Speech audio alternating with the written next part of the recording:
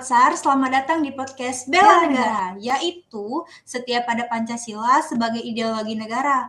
Udah hadir bareng kita, narasumber hari ini ada Kak Tri Puspitasari. Halo Kakak. Halo juga Kak, senang banget nih bisa gabung dan ngobrol bareng di sini. Kalau dengar kata Pancasila, apa sih yang pertama kali muncul di pikiran Kakak? Kalau dengar kata Pancasila, kita itu udah familiar banget nih. Pertama kalau dulu itu identik sama upacara tiap hari Senin, bener nggak?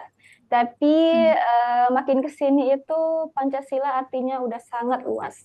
Kalau sekarang ibaratnya Pancasila itu adalah GPS kita. Terutama kan nih kita udah masuk zamannya era globalisasi, di mana teknologi berkembang pesat, pengaruh dari luar pun bisa dengan mudah masuk ke Indonesia.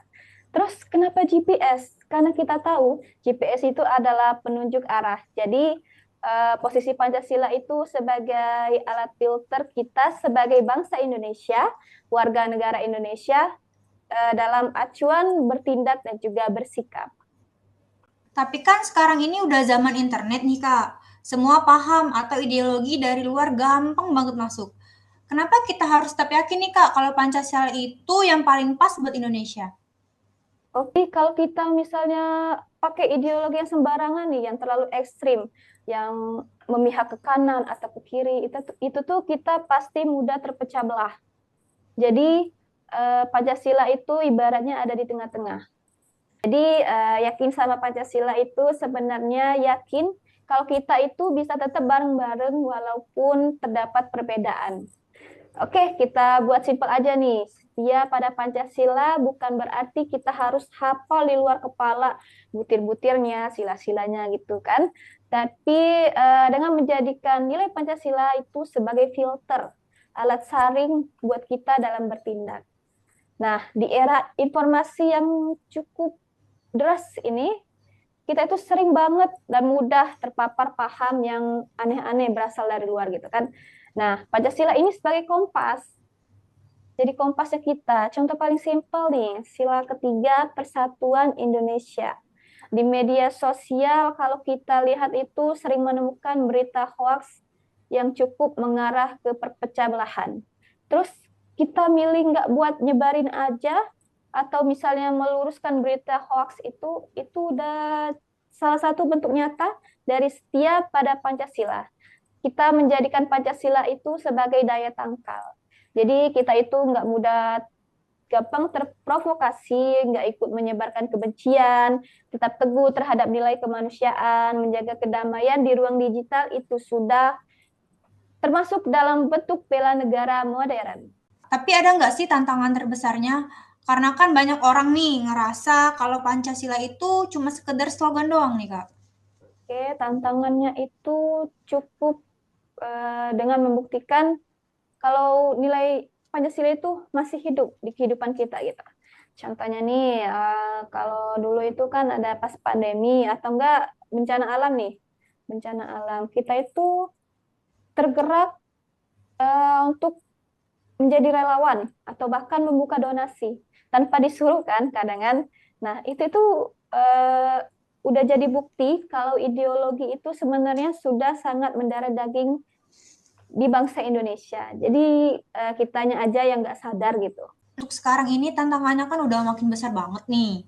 Terus individualisme juga makin tinggi. Belum lagi budaya dari luar juga banyak yang masuk gitu Kak.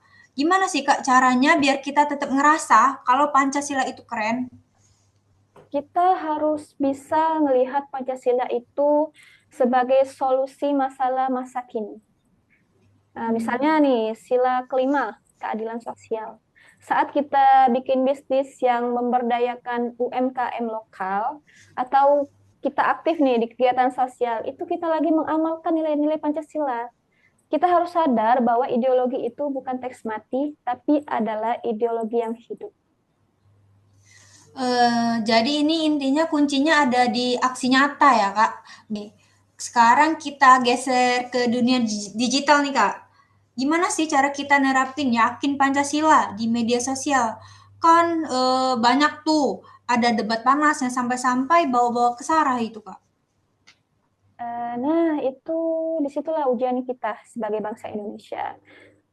Di sila keempat itu kan soal musyawarah dan juga hikmat kebijaksanaan. Harusnya kalau kita yakin sama Pancasila, kita itu nggak bakal asal komen jahat atau nyebarin hoax yang bikin perpecah belahan gitu kan. Nah, jadi dengan menghargai pendapat orang lain itu kita sedang mengamalkan dan juga bentuk nyata dari kita memegang ideologi negara yaitu Pancasila di dunia maya. Setuju, setuju, setuju. Jadi nggak perlu muluk-muluk ya Kak, cukup jadi netizen yang punya adab, itu juga udah termasuk mengamalkan Pancasila. Betul banget. Intinya Pancasila itu jangan cuma dihafal sila-silanya, tapi harus bisa kita amalkan dan juga rasakan manfaatnya dalam kehidupan sehari-hari. Oke, bangsa yang kuat itu bangsa yang punya pegangan, dan pegangan kita adalah Pancasila, Kak.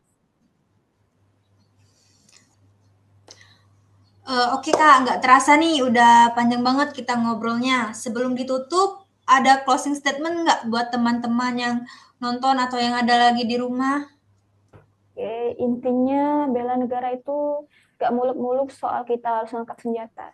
Dengan menjadikan Pancasila sebagai pedoman hidup adalah cara yang paling tangguh untuk menjaga kedaulatan mental bangsa kita. Oke. Mulailah dari hal yang kecil gitu, berpikir sebelum posting, menghargai perbedaan, melestarikan jiwa gotong royong, karena Pancasila itu adalah kita, jati diri bangsa Indonesia. Wah, oke banget pembahasannya. Jadi, teman-teman, kesimpulan dari obrolan kita hari ini adalah meyakini Pancasila sebagai ideologi negara itu bukan sekedar soal teori di kelas loh, tapi soal pilihan sikap kita juga. Pancasila adalah filter agar kita tidak kehilangan jati diri di tengah arus modernisasi. Dengan menghargai perbedaan, beradab di media sosial, dan tetap peduli sesama, kita juga udah membuktikan nih kalau Pancasila tetap hidup dan juga relevan bagi masa depan Indonesia. Oke, terima kasih banyak untuk Kak Tri Puspitasari atas ilmunya hari ini dan menyempatkan waktunya untuk berbagi kepada teman-teman yang menonton. Oke, Sobat Bela Negara, semoga obrolan singkat ini bikin kita makin bangga dan juga makin setia sama ideologi kita ya. Sampai jumpa di episode berikutnya. Dadah.